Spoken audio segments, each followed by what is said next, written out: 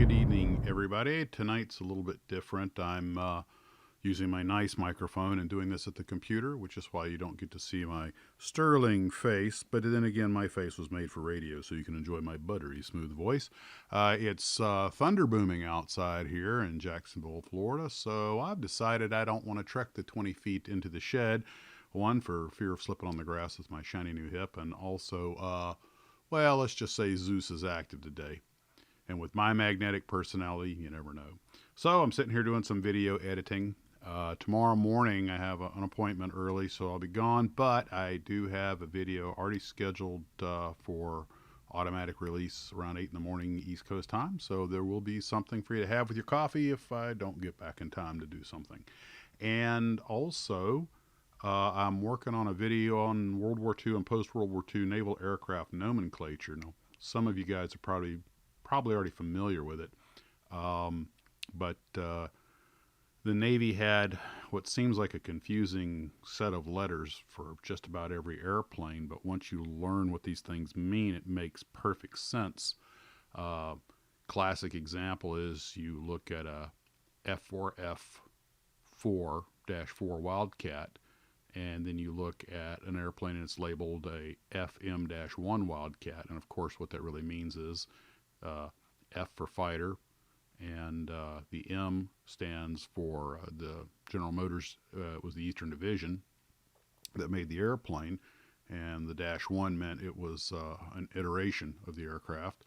But basically, since they didn't put a number in the designation when it was the first type of an aircraft they bought from a company, since that was Goodyear's first fighter for the Navy, it was simply FM, fighter, Goodyear, and then the -1 tells you what subtype.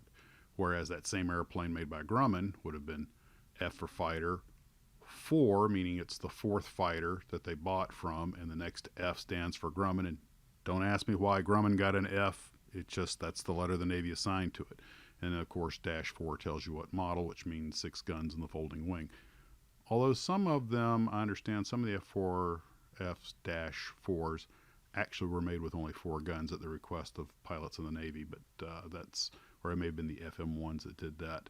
But it's that kind of confusion. But you start to realize that the breakdown means something. All these letters have a meaning, and once you learn the code, then just makes perfect sense. S is for Scout, N is for Trainer, and J is for North American. So the Navy Trainer, the SNJ, what the Army Air Force called the AT-6.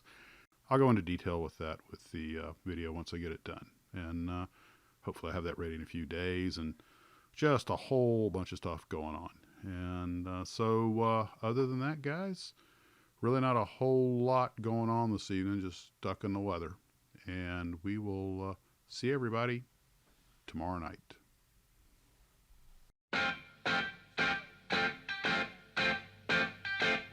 I'm getting fatter all the time. I used to be size 32, and I never gained. My jeans used to fit, I look cool. Now I'm not the same. Put on a few pounds, my shape's getting round. And lately I can't see my shoes. I hate to admit, but I'm getting fatter, a little fatter all the time. I can't lose no weight. Yes, I admit, I'm getting fatter, getting fatter. I love to dine. That meat's pretty cruel to my waistline. I'm driving a stake through my heart, eating things that I love. Man, I was lean, but I dug French cuisine. Now I'm big as the Michelin Man. I admit, I'm getting fatter. I'm eating fatter all the time. I can't skip dessert. No, I don't dare get on a ladder. Fatter. I'm getting fatter. It ain't no crime. Getting so much fatter all the time. I'm getting fatter all the time. Fatter, fatter, fatter.